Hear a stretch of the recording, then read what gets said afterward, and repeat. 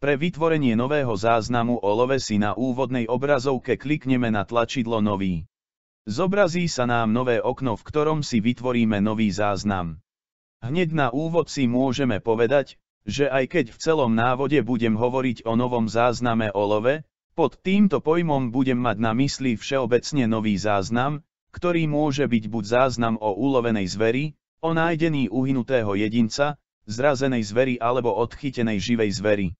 Toto sú spôsoby získania zveri, ktoré sú možné evidovať v programe. Taktiež budem často používať slovné spojenie poľovné združenie. Je zrejmé, že užívateľ poľovného revíru môže okrem poľovného združenia mať aj rôzne iné právne formy a názvy: lovecký spolok, poľovnícka spoločnosť, poľovnícka organizácia, občianske združenie a iné, ale kvôli jednoduchosti budem v celom návode používať označenie poľovné združenie. Poďme teda postupne po jednotlivých položkách. V prvej položke si označíme, či lovcom bude člen poľovného združenia alebo hosť.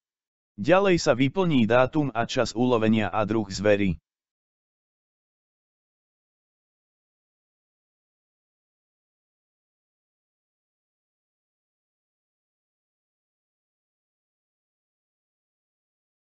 Kategória rozdeľuje samčiu zver do vekových tried, samičiu zver a mláďatá. Pohlavie sa automaticky vyplní podľa kategórie, v prípade mláďat je potrebné ho zadať ručne. Ďalej sa zadá približná váha, odhadnutý vek a počet.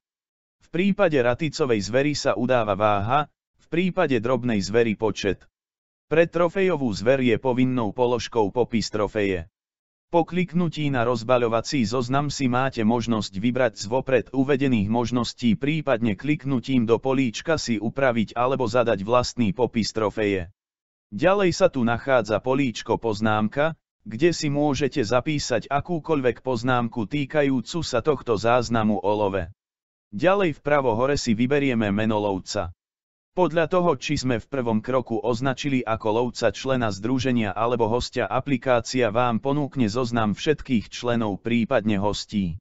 Z toho vyplýva, že predtým, ako sa rozhodneme zaevidovať ulovenú zver, je potrebné, aby bol lovec evidovaný ako člen alebo hosť poľovného združenia. Ako zaevidovať nového člena alebo hostia je vysvetlené v samostatnom návode. Nasledujúca položka je číslo značky. V tomto bode, ak je to potrebné, sa k ulovenej zveri priradí značka na označenie usmrtenej raticovej zveri alebo veľkej šelmy.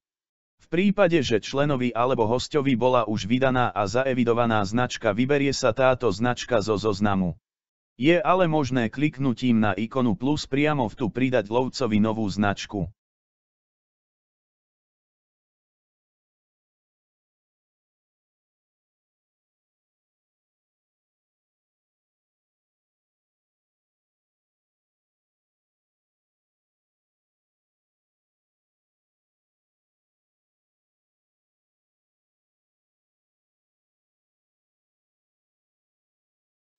Do kolónky miesto sa zadá miesto, miestny názov časti revíru, kde bola zver ulovená. V prípade, že evidujete zrazenú zver, odporúčam uviesť cestu, kde bola zrazená zver nájdená. Tento údaj sa prenáša do tlačiva záznam o love zveri, nájdenej uhynutej zveri, použitých značkách a použití diviny, príloha 8, do stĺpca číslo 79 miesto ulovenia. Následne sa vyberie katastrálne územie, v ktorom bola zver ulovená, zrazená.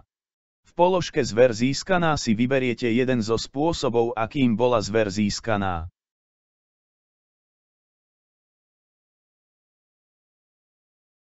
V položke naložené s divinou sa určí, či bola divina rozdelená, predaná, prípadne kombinácia delenia a predaja. V prípade, že bola zver ulovená formou poplatkového lovu, je možné si zaevidovať aj predajnú cenu poplatkového lovu. Kliknutím na tlačidlo mapa sa zobrazí nové okno s mapovým podkladom poľovného revíru. Aby ste mohli využívať túto funkciu, je potrebné mať počas práce k dispozícii internetové pripojenie. Táto funkcia umožňuje priamo na mape si označiť miesto ulovenia, nájdenia zveri. Označením a uložením miesta sa automaticky doplnia GPS súradnice označeného bodu. Označiť presnú polohu ulovenej zveri nie je povinné, je to pomôcka na pripomenutie si presnej polohy ulovenia alebo nájdenia zveri. Výnimku tvorí diviačia zver, kde v rámci opatrení v súvislosti s AMO sú niektoré revíry povinné uvádzať aj presné GPS súradnice do žiadanky o laboratórne vyšetrenie ulovenej zveri. Z tohto dôvodu je pri diviačej zveri tento údaj povinný. V prípade, že nemáte k dispozícii internetové pripojenie GPS súradnice, si viete do uvedených políčok zapísať aj ručne bez použitia mapových podkladov. A zostali nám už len posledné 3 tlačidlá. Kliknutím na delenie diviny sa otvorí nové okno, v ktorom máte možnosť divinu z ulovenej zveri deliť medzi členov alebo hostí poľovného združenia, ostatných občanov, prípadne pre potrebu poľovného združenia alebo ako sponzorský príspevok pri nejakej príležitosti. Podrobnejšie informácie sú v samostatnom návode.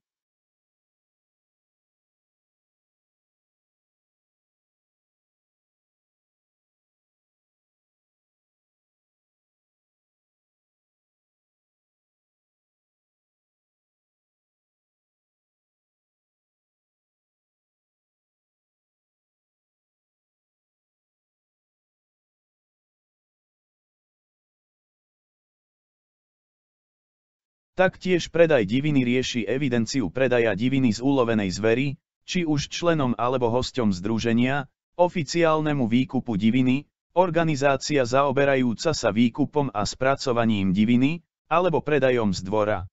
Je potrebné dôsledne evidovať údaje o predaji a delení diviny, nakoľko tieto slúžia ako podklad k tvorbe tlačiva záznam o love zveri, nájdenej uhynutej zveri, použitých značkách a použití diviny. Príloha 8, stĺpce 73 až 78 použitie diviny.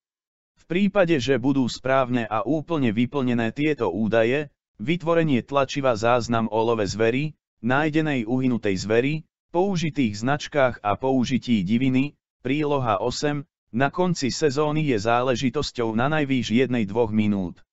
Poslednou možnosťou je pridanie rôznych súborov ku každému záznamu o úlovku. Táto položka nie je povinná, záznam o love bude zaevidovaný aj bez toho, aby boli k nemu priradené akékoľvek súbory. Po kliknutí na tlačidlo Priložené súbory sa otvorí nové okno, ktoré umožní vyhľadať v počítači, USB kľúči, fotoaparáte alebo akomkoľvek inom úložisku súbory a priradiť si ich k tomuto záznamu o love.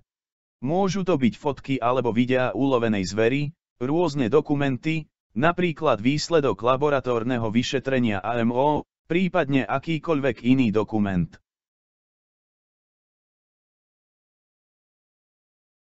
Po vyplnení všetkých povinne požadovaných údajov sa kliknutím na tlačidlo Pridaj uloží nový záznam do databázy.